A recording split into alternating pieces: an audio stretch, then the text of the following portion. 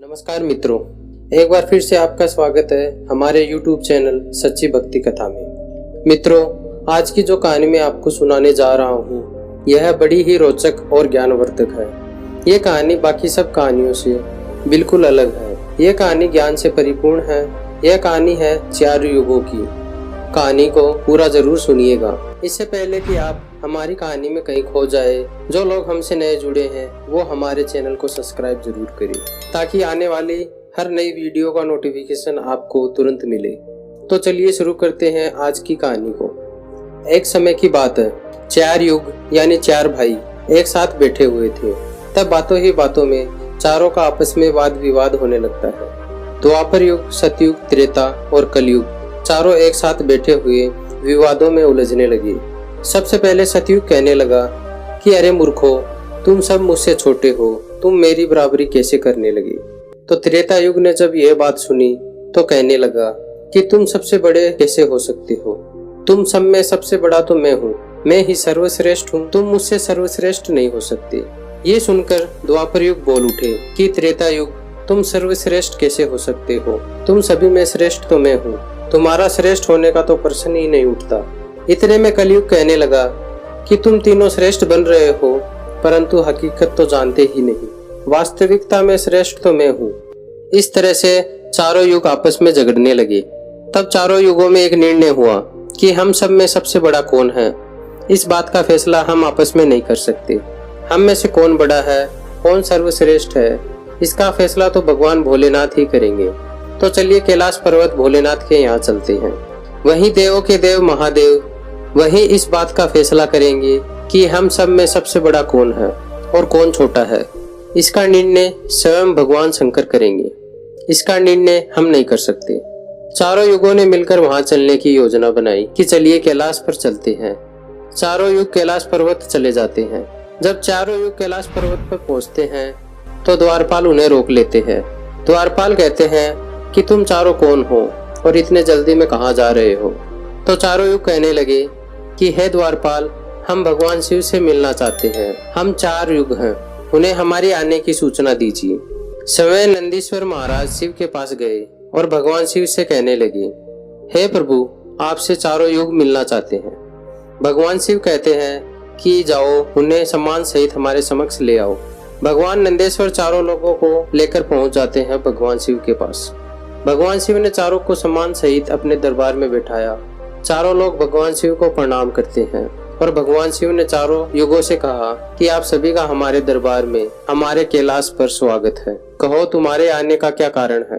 तुम तो स्वयं ही कालचक्र हो, फिर ऐसा क्या कारण है कि तुम्हें हमारे पास आना पड़ा। चारों युग कहते हैं कि हे सृष्टि के रचयिता, हे भगवान शिव, हम चारों में विवाद खड़ा हो गया है और हम उस विवाद का समाधान नहीं कर पा रहे हैं, इसलिए हम आपके पास आए हैं। अब हम आपसे निवेदन करते हैं, गुहार करते हैं कि हे भगवान, आप ही हमारा फैसला करें, आप ही हमारा न्याय करें और हमें बताएं कि हम चारों में सबसे बड़ा कौन है, हम चारों में सबसे सर्वश्रेष्ठ कौन है। भगवान शिव कहते हैं कि इसका फैसला तो तब होगा जब आप चारों अपना अपना फैसला सुनाएंगे। तब भगवान शिव सतयुग से कहते हैं कि हे सतयुग, तुम बताओ, तुम कैसे बड़े हो। तुम अपने आप को सर्वश्रेष्ठ बताने की कोशिश कर रहे हो, लेकिन वो कैसे, यह मुझे बताओ। तब भगवान शिव से सतयुग कहता है कि देखिए प्रभु, मेरी आयु सबसे ज्यादा है, मैं 17 लाख वर्ष का हूँ और अन्य युग हमसे तो बहुत छोटे हैं, इसलिए मैं इन सभी से लंबी आयु का हूँ। इतने में कलयुग बोल उठा और कहने लगा कि हे प्रभु, व्यक्ति कभी आयु से बड़ा नहीं होता, व्यक्ति तो गुणों से बड़ा होता है। प्रभु, मैंने तो यही सुना है।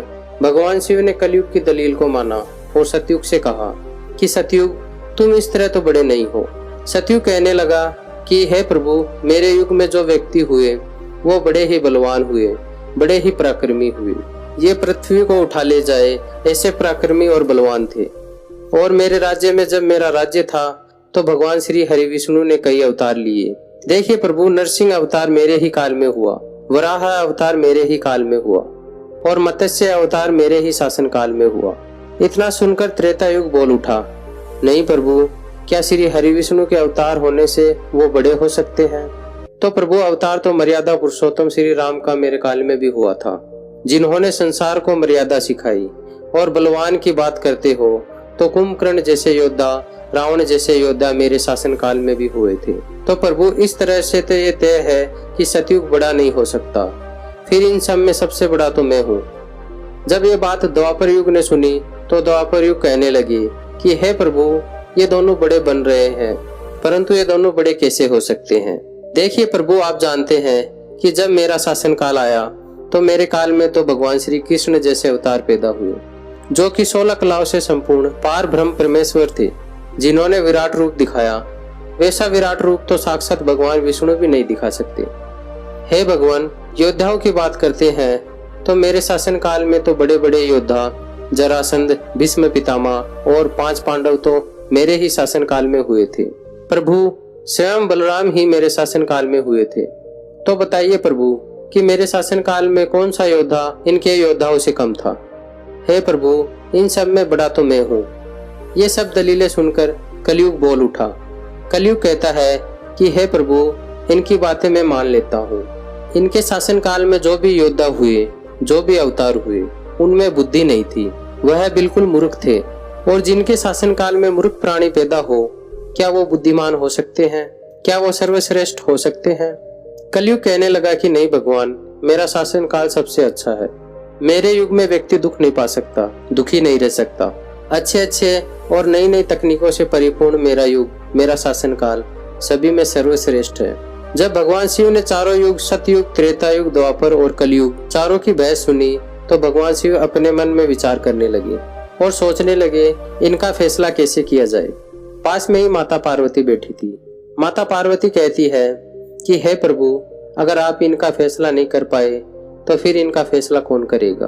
फिर तो चारों भाई आपस में ही लड़के मर जाएंगे। हे महादेव, इसलिए आप ही इनका फैसला कीजिए। सभी देवता मिलकर भगवान शिव से कहने लगे कि हे भोलेनाथ, आप ही इनका फैसला करें, नहीं तो चारों युग अगर आपस में लड़ने लगे तो फिर क्या होगा इस सृष्टि का कालचक्र रुक जाएगा, समय का प्रवाह रुक जाएगा।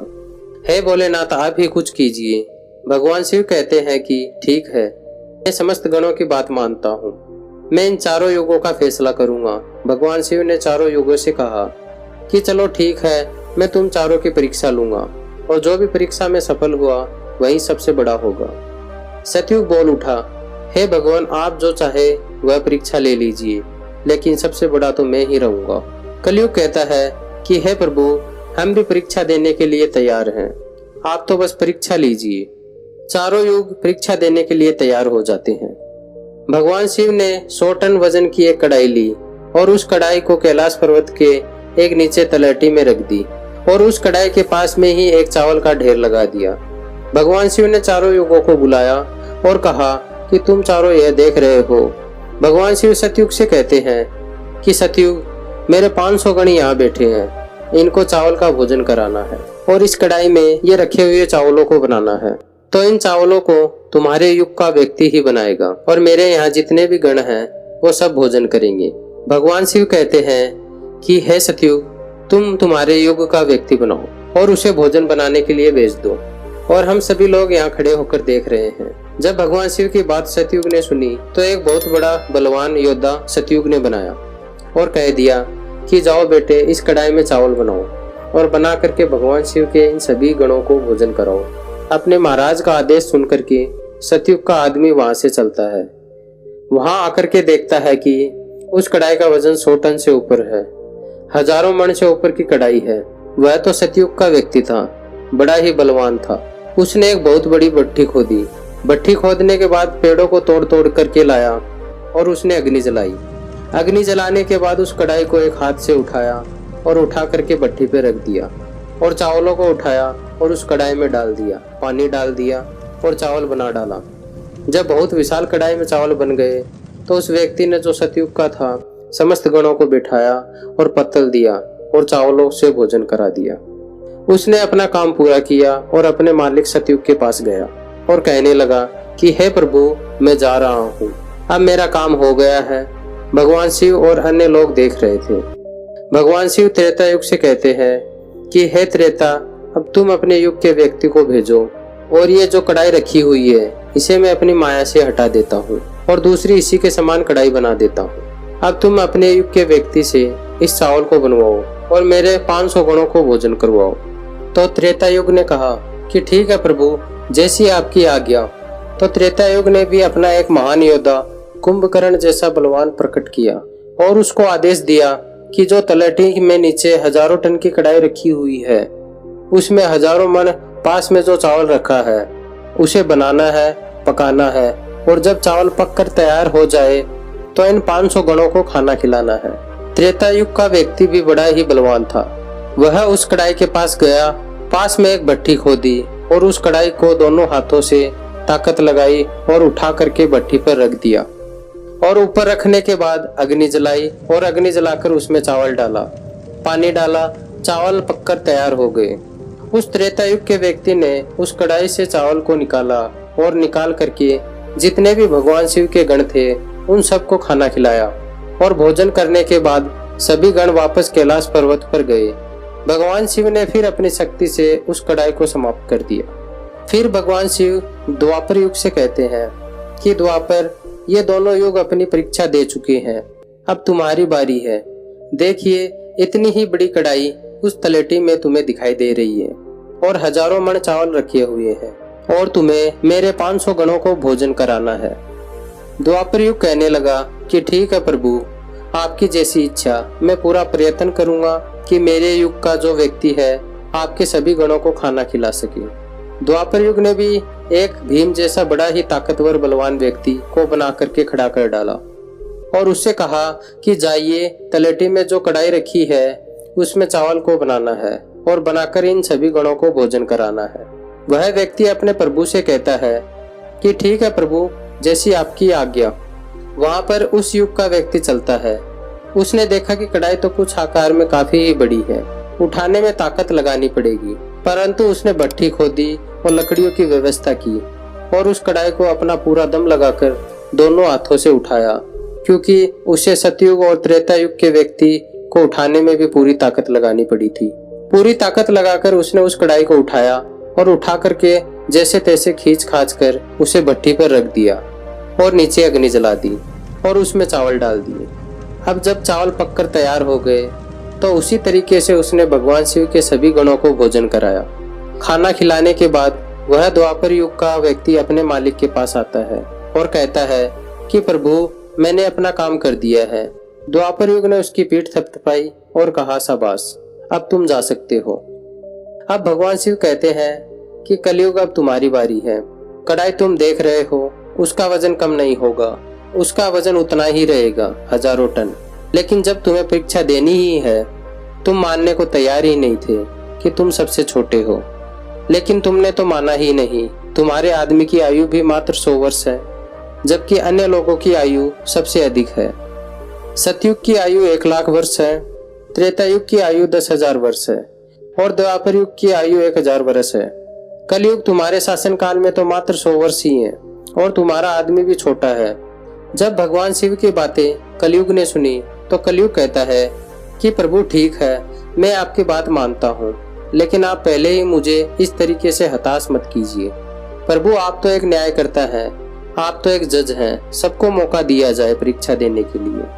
आप मुझे भी परीक्षा देने का मौका दीजिए, हम भी परीक्षा देकर देखेंगे, यदि हमसे नहीं हो पाया तब जाके हम मानेंगे। भगवान शिव कहते हैं ठीक है, तुम अपना आदमी बुला लो।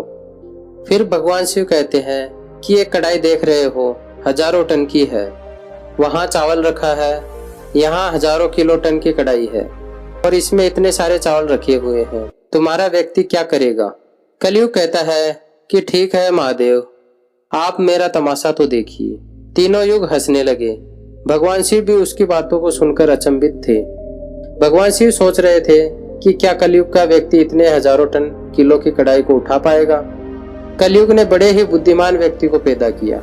बड़ा ही तीव्र व्यक्ति था, बहुत ज्यादा सोचने वाला व्यक्ति था। सभी गुणों से संपन्न व्यक्ति को कलयुग ने पैदा किया और पैदा करके उस व्यक्ति से कहा कि बेटे, तुम्हें अपनी शक्ति दिखानी है, अब तुम्हारा परीक्षा का समय है, अब तुम्हारी परीक्षा का समय है। यदि तुम इसमें असफल हो गए तो मैं सबसे छोटा हो जाऊंगा। वह व्यक्ति अपने महाराज से कहता है, महाराज, आप एक ही इस कढ़ाई की बात करते हैं, आप ऐसी हजारों कड़ाई यदि हमारे सामने हो तो भी कुछ नहीं कर सकते। जब उस व्यक्ति की बात तीनों युगों ने सुनी तो वह हंसने लगे। वह कह रहे थे कि आज ये छोटा सा व्यक्ति जिसकी लंबाई मात्र 3 हाथ है, ये क्या करेगा, जबकि हमारे युगों की लंबाई तो तुमसे बहुत थी। ये बात तो बिल्कुल सच है। सतयुग के लोगों की लंबाई 21 हाथ थी और त्रेता युग के व्यक्ति की लंबाई स्वयं की 14 हाथ थी और द्वापर युग के व्यक्ति की लंबाई स्वयं 7 हाथ की थी और कलयुग के व्यक्ति की लंबाई स्वयं के 3.5 हाथ होती है। कलयुग कहता है कि आप बस देखते रहिए। कलयुग का आदेश पाकर के वह कलयुग का व्यक्ति, तीव्र बुद्धि वाला व्यक्ति, उस तलेटी में आया। तलेटी में आकर के उसने देखा कि कढ़ाई तो काफी विशाल है, मैं इसे उठा नहीं पाऊंगा। तो उस व्यक्ति ने दिमाग लगाया, उस कढ़ाई के नीचे मिट्टी खोदना शुरू कर दिया। कढ़ाई तो उसने हिलाया भी नहीं और उसके नीचे भट्टी खोदकर तैयार भी कर दी। लकड़ियों की व्यवस्था करने में उसे बस थोड़ा सा ही समय लगा, क्योंकि लकड़ियां वहीं रखी हुई थी। उसने उस लकड़ियों को उठा लिया और उस भट्टी में आग जला दी। कढ़ाई में चावल डाले, पानी डाला और बस कुछ ही समय में चावल पक करके तैयार हो गए। वह कलयुग का व्यक्ति कितना दिमाग वाला था, उसने कुछ भी नहीं किया, कढ़ाई के नीचे भट्टी खोदी और उसमें आग जला दी। चावल को डाल दिया और चावल में पानी डाल दिया और चावल पक भी गया। जब चावल पक के तैयार हो गए तो भगवान शिव के गणों को एक एक कतार में बैठा दिया और उन गणों से कहा कि आप मेरा साथ दें और इन चावलों को आपस में परोस दीजिए। भगवान शिव के 4 विशाल गण चलते हैं और उन चावलों को बाल्टियों में भर भर के सभी गणों को परोस दिया जाता है। तब कलयुग कहता है कि अब आप सब भोजन कर सकते हैं। भगवान शिव के सभी गण खुशी खुशी भोजन करते हैं। कलयुग का मनुष्य उन 4 शेष बचे गणों को भी भोजन कराता है। कलयुग का मनुष्य उन 4 शेष बचे गणों को भी भोजन कराता है। भोजन कराने के बाद उस कढ़ाई को साफ किया जाता है और कढ़ाई को वहीं छोड़ दी जाती है और उसका काम पूरा हो जाता है। वो अपने महाराज कलयुग के पास गया और जाकर के कलयुग से कहा कि हे प्रभु, मैंने अपना काम कर दिया है। कलयुग बहुत खुश था। वह उसकी पीठ थपथपाता है और कहने लगा, वाह शाबाश, आपने मेरी लाज रख ली, आपने मेरी परीक्षा पास कर ली। भगवान शिव के तीनों युग यह देखकर अचंभित रह गए। कलयुग कहने लगा कि हे भगवान शिव, अब आप ही निर्णय कीजिए कि हम में सबसे बड़ा कौन है। भगवान शिव मन में विचार करने लगे और सोच करके जवाब दिया। भगवान शिव कहते हैं कि मैंने तुम चारों की परीक्षा देखी। जब सतयुग का व्यक्ति आया तो उसने अपनी ताकत लगाई और ताकत लगा के कढ़ाई को उठा करके अग्नि पे रख दिया और समय ही मेरे सभी गणों को चावल परोसा। जब त्रेता युग की बारी आई तो उस व्यक्ति ने भी बिल्कुल ऐसा ही किया। कढ़ाई को उठाया और भट्टी पे रखा। उसने चावल डाला, पानी डाला और उसे पकाया और सबको खिलाया। और इसी तरीके से द्वापर युग के व्यक्ति ने भी किया। परंतु तुम देखते नहीं कि मात्र 3.5 हाथ का व्यक्ति, इसकी बुद्धि देखिए कितनी तीक्ष्ण है। कितनी विशाल कढ़ाई थी, शायद उसे ये हिला भी नहीं सकता था। उसने उस कढ़ाई में चावल बना लिया। मेरे इतने गण थे कि अगर वो बाल्टियों में परोसता तो वो शायद परेशान हो जाता। तो देखिए उसकी बुद्धि, उसने उनमें से 4 ही गण अपनी सहायता के लिए बुलाए और चारों गणों से भोजन परोसा गया और समय बैठा ही रहा। यह तो बड़ा ही बुद्धिमान व्यक्ति हुआ। यह तो बड़ा ही बुद्धिमान युग है। भगवान शिव कहते हैं कि कलयुग बड़ा ही बुद्धिमान व्यक्ति का युग होगा। इसमें मशीनों का आविष्कार होगा, बड़े बड़े दिमागधारी लोग होंगे। भगवान शिव कहते हैं कि तुम सब जैसे शासन करते आए हो, चलो ठीक है, तुम सत्य, धर्म और निष्ठा पे रहे हो। तुम्हारे युग के व्यक्तियों में बुद्धि का अभाव था। उन्होंने कभी अपनी बुद्धि का उपयोग नहीं किया। न ही तो कुंभकर्ण, रावण, इनके जैसे महान योद्धा जिनको मारने के लिए स्वयं भगवान अवतार लेकर आए, और वे इतने मूर्ख थे, ये नहीं जान सके कि यह भगवान है, यह सृष्टि के रचनाकार है, और उनसे युद्ध किया और सभी के सभी मारे गए। कलयुग के व्यक्तियों को देखो, अपने आप में कितना बुद्धिमान है, और आगे आने वाले युगों में, आने वाले कलयुग के राज में वैसे ही बुद्धिमान व्यक्ति देखने को मिलेंगे। तो भगवान शिव ने फैसला किया कि तुम चारों में से सबसे बड़ा कलयुग होगा। कलयुग मशीनों का युग होगा। कल का नाम है मशीन और युग माने समय। कलयुग मशीनों का समय होगा। इस समय बड़े बड़े मशीनों का आविष्कार होगा, जो कि सतयुग, त्रेता युग और द्वापर युग में नहीं हो पाएगा। भगवान शिव की बात सुनकर के वह चारों युग भगवान शिव की बात को मान लेते हैं और चारों लोग अपने अपने धाम को चले जाते हैं, अपने अपने राज्यों को लौट जाते हैं। तो आपने देखा कि कैसे भगवान शिव ने चारों युगों का फैसला किया। हम आशा करते हैं कि आपको हमारी आज की ये कहानी पसंद आई होगी। वीडियो को लाइक जरूर करें और अगर हमारे चैनल को अभी तक सब्सक्राइब नहीं किया है तो सब्सक्राइब जरूर करें ताकि आपको हमारी नई कहानियों की अपडेट तुरंत मिलती रहे। मैं आपसे मिलता हूँ अगली कहानी में, तब तक के लिए धन्यवाद।